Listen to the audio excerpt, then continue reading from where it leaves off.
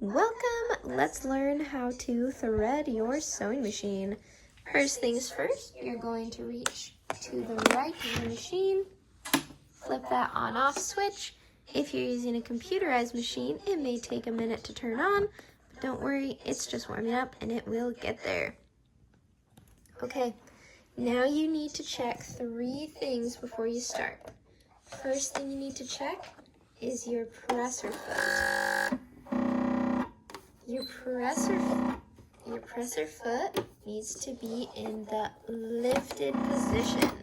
It has to be up when you're threading your machine. So if yours is down, just take the lever that's in the back of your machine like this, pull it up. Second thing you need to check is your needle. Your needle needs to be in the highest position because it has something to do with this back here. This is called the take-up lever. In order to get your needle to the highest position and for your take-up lever to be at the highest position, you're going to go to your hand wheel and you're going to turn the hand wheel towards you. Watch the needle as I turn my hand wheel towards me. See how it's popping back up? I'm going to check over here. Okay, my take-up lever still isn't in the highest position, so I'm going to keep turning my hand wheel. There it is, boom, at the top. So your needle needs to be up and your take-up lever needs to be up. Last thing you need to check is your bobbin winder. You need to make sure that your bobbin winder is disengaged. So you don't want it on, you want it off. After you've checked those 3 things, you're ready to start threading. So you need to take your thread, your spool of thread, and find your spool pin. But before we can start threading, if you have new thread, you need to take a minute to peel off the sticker. I already did that side. The reason is because, or I should say, the reason we don't just stab this through is because eventually, by doing that enough times, you build up some sticky residue on your spool pin. And you could say, oh, that doesn't bother me, I don't mind. But we don't want to let that stickiness build up on your spool pin because eventually it will start interfering with how your thread gets pulled off of the spool if it gets stuck in things, and that will make you skip stitches down here. So peel off your sticker, find the end of your thread. If it's new, you have to pull it a little bit. There we go. Okay. On some machines, you'll see there are actually 2 spool pins, vertical and horizontal. Some machines have 2 because they're 2 different kinds of thread. This is called a stacked thread. You can see the thread just sits on top of each other. This is called a crossed thread. You can see how it crisscrosses itself. You can actually put both on the vertical one, but that's what the horizontal one is for. We're not going to use that. We're going to use our vertical one. So once your spool of thread is on the spool pin, take a look at the top of your machine. You'll see some pictures that will help you know how to thread your machine. Take the end of your thread. First thing is we're going to put it behind this thread guide. Now follow the pictures, the numbers. We're going to bring the thread down the right side of the shield that hides the take-up lever, and then you're going to go around. You can see the little picture telling you go around and under, and then bring it back up the left side of the shield. Take a look at this picture. It looks like a U-turn. What you're going to do here is you have your thread, and look at your take-up lever. You're going to pull your thread towards the back of your machine on the right side of your take-up lever. Then you're pulling it towards the left and back down so that it catches in the eye of your take-up lever. If the thread didn't catch, pull it out and try again, because it needs to be in the hole, otherwise your stitches won't work. Okay, now we're taking this down on the right side of the shield, and you're going to find 1 or 2 more thread guides. You're going to take it to the side of those little bars, the little thread guides. Take it to the side and pull back forward. And now the last thing you need to do is put the thread through the eye of the needle. There we go. Check the end of your thread. If it looks fuzzy, go ahead and take some clippers. Going to take some clippers, trim that edge so that it's nice and sharp, and that will help it go through the eye of the needle better. Get your fingers close to the end of the thread, and you'll see there's a little hole in the end of your needle. That's called the eye. You're going to take your thread, stick it through from front to back. Don't do it from back to front, back to front. Once you stick it through, pull like this, and now you are ready to thread your bobbin.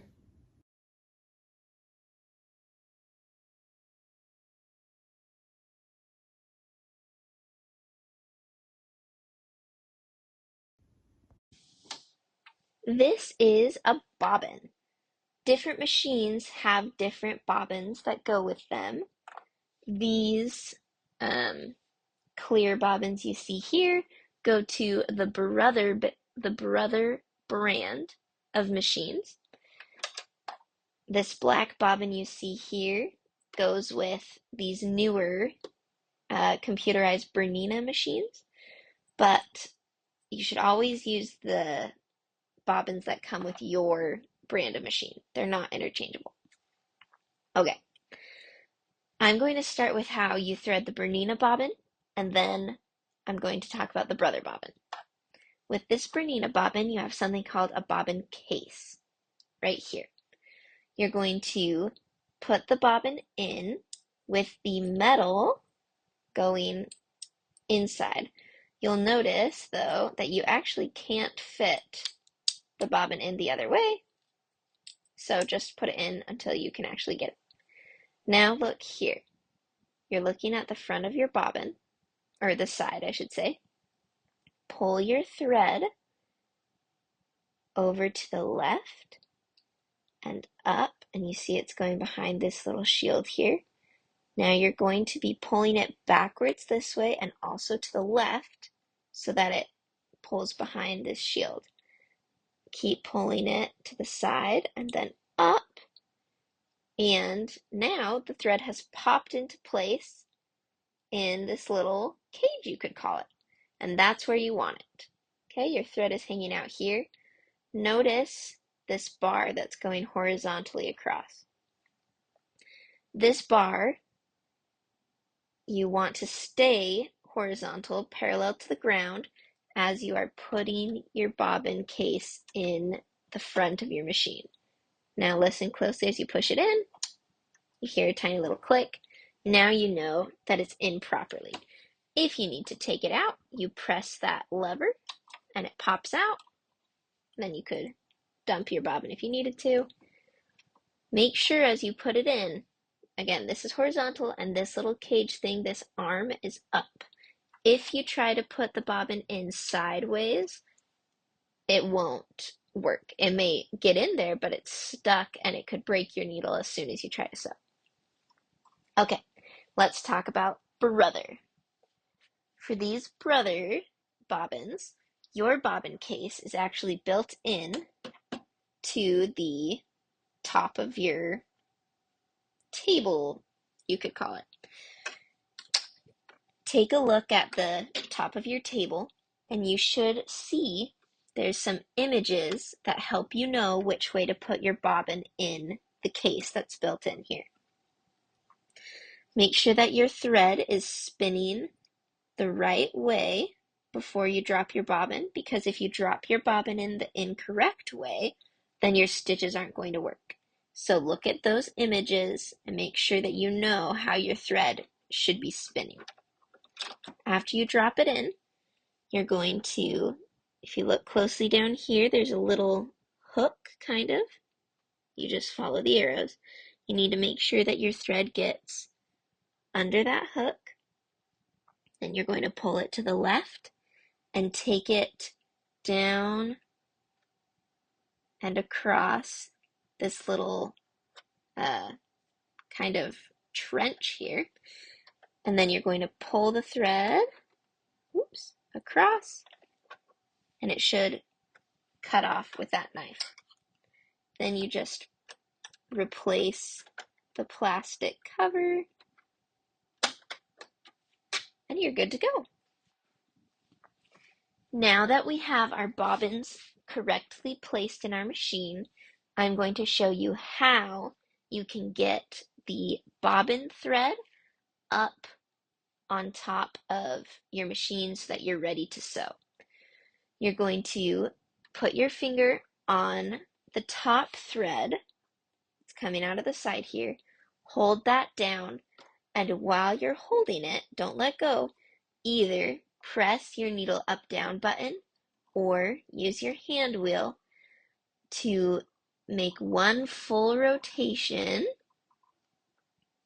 So you can watch your take up lever, watch it go all the way down and all the way up. Or if it's your needle up down button, you press it once to drop the needle, keep holding onto that thread, press it again to raise the needle back up. Once the needle is back in the highest position, pull on the thread that you had your fingers on, and you should see a loop come up from beneath your machine. Pull on that loop until you find the end. That's your bobbin thread. Now you have your bobbin thread and your top thread up on top of your machine, and you are ready to sew. Let's test it out. A quick note about these Brother machines: because you cut your thread off right there and it's kind of short, I don't know if you can see it under there. You can see that little green guy. That is what I was talking about with the loop, except that it's too short to make a loop, so it's just really small.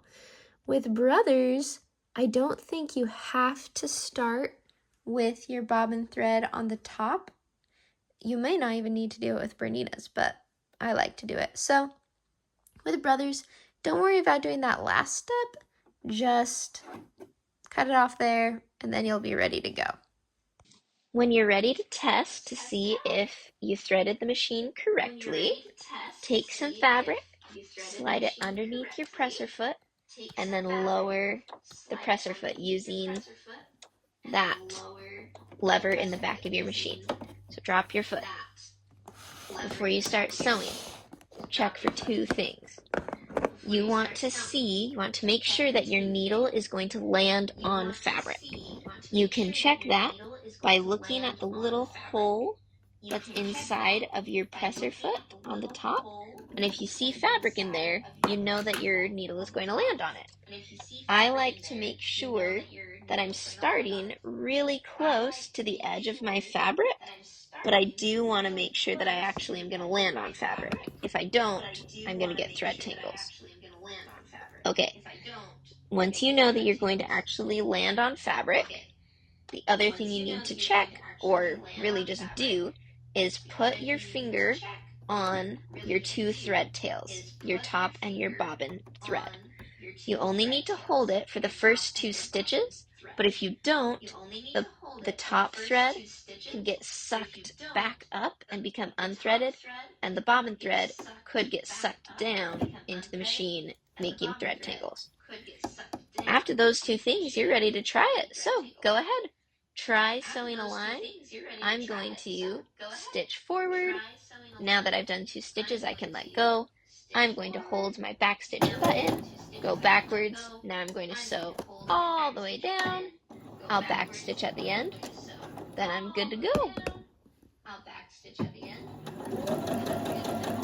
Once you finish a line of stitching, how you get your fabric out is you're going to lift the presser foot again, and then just pull your fabric, and it'll pull your threads out a long way with it.